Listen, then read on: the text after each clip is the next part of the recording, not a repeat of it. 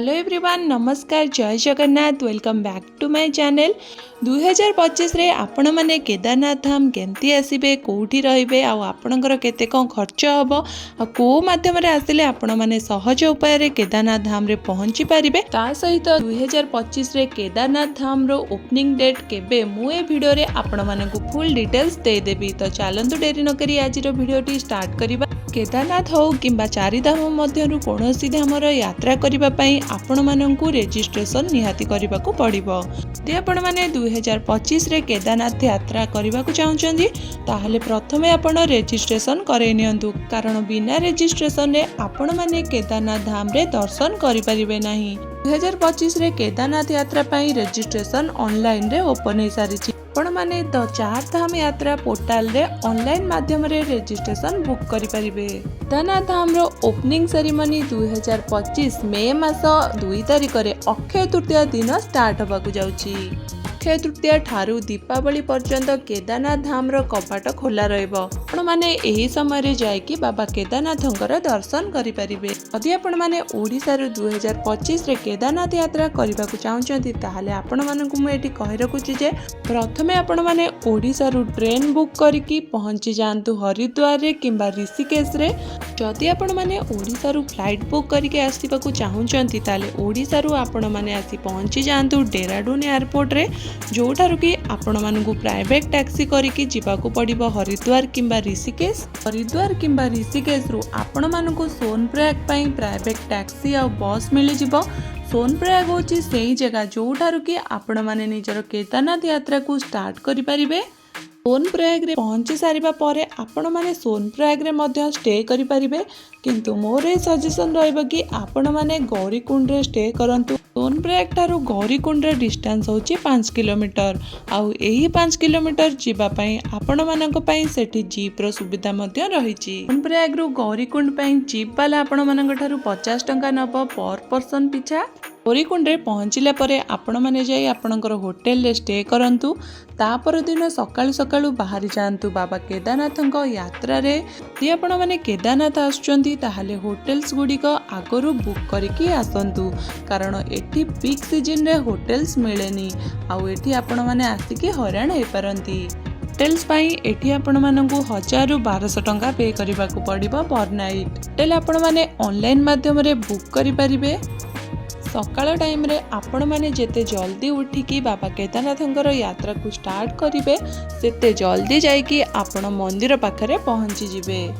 यात्रा स्टार्ट करिबा पूर्वरु गोटे बाड़ी किनि नबा उचित, कारण एही बाड़ी आपनकु चढ़िबारे सहाय्य करिवो। यदि आपण माने एही यात्रा को चालिकी करिबाकू चाहुनांती ताहाले सेठी आपण मानकु घोड़ा, खच्चर आउ पिठुर सुविधा मध्य रहिछि, आउ पालकी मध्य सेठी अवेलेबल अछि। जहार बुकिंग आपण माने सेठी जाइकी ही करि परिबे।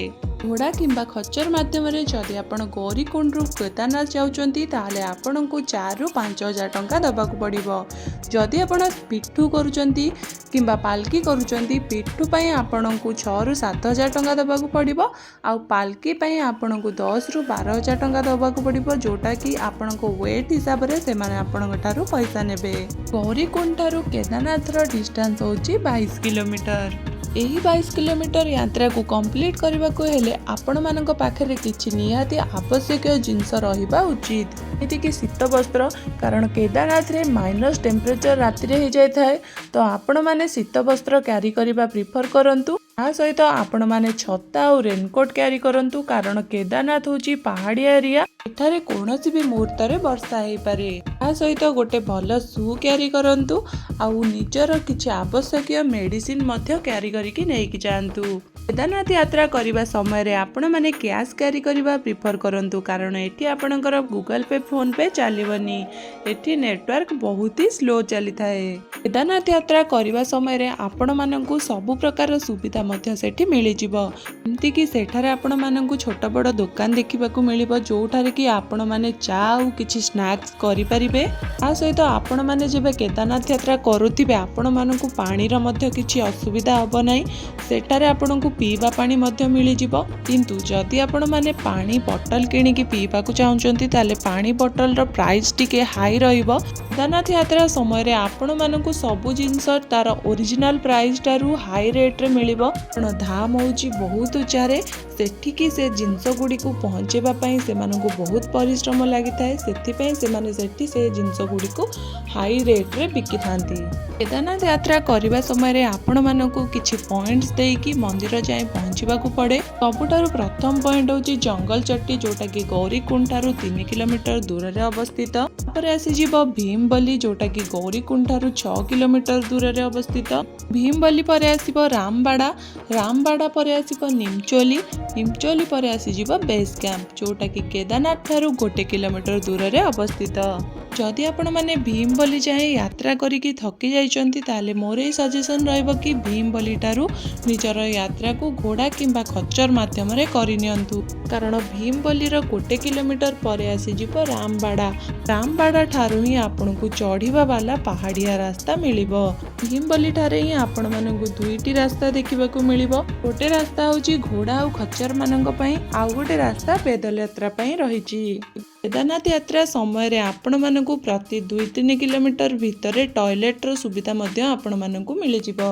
केदारनाथ मंदिर प्रति वर्ष एप्रिल किंबा मे मासर अक्षय तृतीया दिन स्टार्ट हेकी अक्टोबर किंबा नवेम्बर मासरे पड़ुथिबा दीपावली रो 2 दिन परे भाई दूज दिन केदारनाथ रो कपाट बंद हो जाय थाए।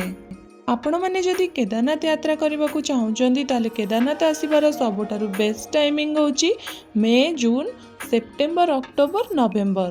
जुलाई आ अगस्त मासरे केदारनाथ आसीबाकू अवॉइड करंतु, कारण सेटा होची मानसून टाइम।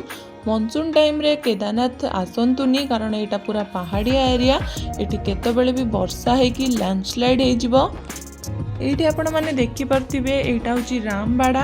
रामबाड़ा होची सेही जगह जोटार कि 2013 रे जो आपदा आस्तिला, ए रामबाड़ाटा पूरा भासी जाइतिला। ए रामबाड़ाटा ही बहुत ही अफेक्टेड हेतिला से आपदा रे। देखि परथिबे सामना रे गोटे ब्रिज अछि जोटा कि भांगी जाइछि, सेटा को नुवा करी तयारी करा जाइछि।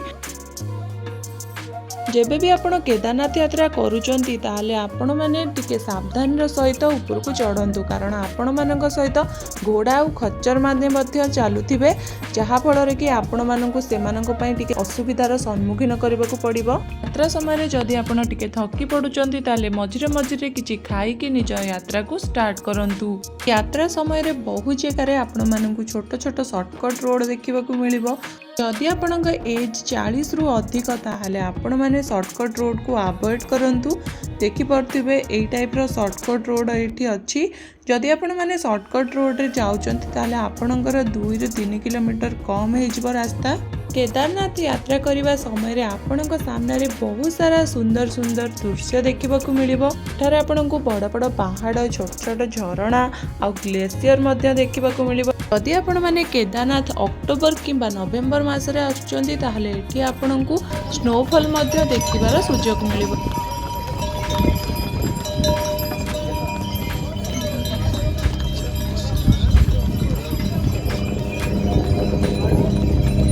घोड़ा और खच्चर माध्यम रे जदि आपण आछुचंती एठिकी ताहले मंदिर ठारू 2 किलोमीटर दूर रे अछि रुद्र पॉइंट। सेईटारे ही घोड़ा और खच्चर आपण मानकू ओल्लै देबे। सकाळ प्राय 4:30 आम यात्रा स्टार्ट करथिलु। एबे हे जायछि संध्या 4:30 और आमे आसी पहुंची जाइछु केदारनाथ रो बेस कैंप पाखरे। बेस कैंप ठारू ही आपणकू मंदिर रो ऊपर भाग देखिबाकू मिलि जिवो। आमे आम टेंट नंदी कॉम्प्लेक्स रे बुक करथिलु। आमे प्रथमे पहुंच सारिबा परे रिसेप्शन रे चेक इन करिकी तापरे आमे जाइथिलु आम टेंट पाखकू। ए टेंट आमे गवर्नमेंट रो वेबसाइट GMVN रु बुक करथिलु। एठी रहइबाकू हेले आपण मानकू 900 टंका पे करिबाकू पड़िबो पर पर्सन पिछा। एथिरे आपण मानकू डिनर आ ब्रेकफास्ट कॉम्प्लीमेंटरी मिलिबो। टेंट भितरे आपण मानकू गद्दी आ स्लीपिंग बैग्स मिलि जिवो सोइबा पई। आ सहित सेठारे चार्जिंग बोर्ड मध्ये अवेलेबल अछि। ଯଦି ଆପଣ କେଦାର ଘାଟିରେ ସନ୍ଧ୍ୟା ପୂର୍ବରୁ ଆସି ପହଞ୍ଚି ଯାଉଛନ୍ତି ତାହେଲେ ଜଲ୍ଦି ଯାଇକି ଫ୍ରେଶ ହେଇଯାଆନ୍ତୁ। ସନ୍ଧ୍ୟାରେ ଏଠାରେ ଆପଣଙ୍କୁ ବାବାଙ୍କର ଭବ୍ୟ ଆଳତୀର ଦର୍ଶନ ମିଳିବ। ଯଦି ଆପଣମାନେ 2025ରେ କେଦାରନାଥ ଯାତ୍ରା ହେଲିକପ୍ଟର ମାଧ୍ୟମରେ କରିବାକୁ ଚାହୁଁଛନ୍ତି ତାହେଲେ 2025ର ହେଲିକପ୍ଟର ଯାତ୍ରା ଏବେ ଓପନ୍ ହେଇସାରିଛି। ଆପଣମାନେ heliatra.irctc.co.inରେ ହେଲିକପ୍ଟର ବୁକ୍ କରିପାରିବେ କେଦାରନାଥ ପାଇଁ। ଯାହାର ପ୍ରାଇସ୍ ଆପଣଙ୍କୁ 6,000 ରୁ 7,000 ଟଙ୍କା ଲାଗିପାରେ। ଫାଇନାଲି 12 ଘଣ୍ଟା ପରେ ଆମେ ଆସି ପହଞ୍ଚି ଯାଇଥିଲୁ ବାବା କେଦାରନାଥଙ୍କ ଧାମରେ। ଦେଖିପାରୁଥିବେ ଏଇଟା ହେଉଛି ବାବା କେଦାରନାଥଙ୍କ ମନ୍ଦିର। ବହୁତ ହି ଭବ୍ୟ ଆଉ ବହୁତ ହି ସୁନ୍ଦର ମନ୍ଦିର। ମନ୍ଦିରର ଚାରିପାଖରେ ଆପଣମାନଙ୍କୁ ବହୁତ ସାରା ହୋଟେଲ୍ସ ଦେଖିବାକୁ ମିଳିବ। ସେ ହୋଟେଲ୍ସ ଗୁଡ଼ିକର ପ୍ରାଇସ୍ ଟିକେ ଅଧିକ ଥାଏ। ଯଦି ଆପଣମାନେ ସେ ହୋଟେଲରେ ଷ୍ଟେ କରିବାକୁ ଚାହୁଁଛନ୍ତି ତାହେଲେ ଆପଣମାନଙ୍କୁ 5,000 ରୁ 6,000 ଟଙ୍କା ଲାଗିବ ପର ନାଇଟ୍ ପିଛା। ପିକ୍ ସିଜନରେ ମଧ୍ୟ ସେଠାରେ ରୁମ୍ସ ମିଳିବା ବହୁତ ହି କଷ୍ଟକର। ଆପଣମାନେ ଯେବେ ବି କେଦାରନାଥ ଆସୁଛନ୍ତି ଆଗରୁ ରୁମ୍ ବୁକ୍ କରିକି ଏଠାକୁ ଆସନ୍ତୁ। ଯଦି ଆପଣ କେଦାର ବାବାଙ୍କୁ ମର୍ଣ୍ଣିଂ ଟାଇମ୍ରେ ଦର୍ଶନ କରିବାକୁ ଚାହୁଁଛନ୍ତି ତାହେଲେ ଆପଣଙ୍କୁ ମର୍ଣ୍ଣିଂରେ ଜଲ୍ଦି ଉଠିକି 3ଟା ରାତିରୁ ପ୍ରାୟ ଆପଣଙ୍କୁ ଲାଇନରେ ଲାଗିବାକୁ ପଡ଼ିବ। କାରଣ ସକାଳ ଟାଇମ୍ରେ ବହୁତ ହି ଭିଡ଼ ଥାଏ। ମନ୍ଦିର ଠାରୁ 1 କିଲୋମିଟର ଦୂର ଠାରୁ ହିଁ ଲାଇନ୍ ଷ୍ଟାର୍ଟ ହେଇଯାଇଥାଏ। ଆପଣଙ୍କୁ ପ୍ରାୟ 3 ରୁ 4 ଘଣ୍ଟା ଲାଗିଯିବ ବାବା କେଦାରଙ୍କ ଦର୍ଶନ କରିବା ପାଇଁ। ଯଦି ଆପଣ ସନ୍ଧ୍ୟା ଟାଇମ୍ରେ ଦର୍ଶନ କରୁଛନ୍ତି ତାହେଲେ ଆପଣଙ୍କ ଦର୍ଶନ ବହୁତ ହି ଜଲ୍ଦି ହେଇଯିବ। ଏଇଠି ଆପଣମାନେ ଦେଖିପାରୁଥିବେ କେଦାରନାଥରେ ମର୍ଣ୍ଣିଂ ଟାଇମ୍ରେ କେତେ ଭିଡ଼ ଅଛି।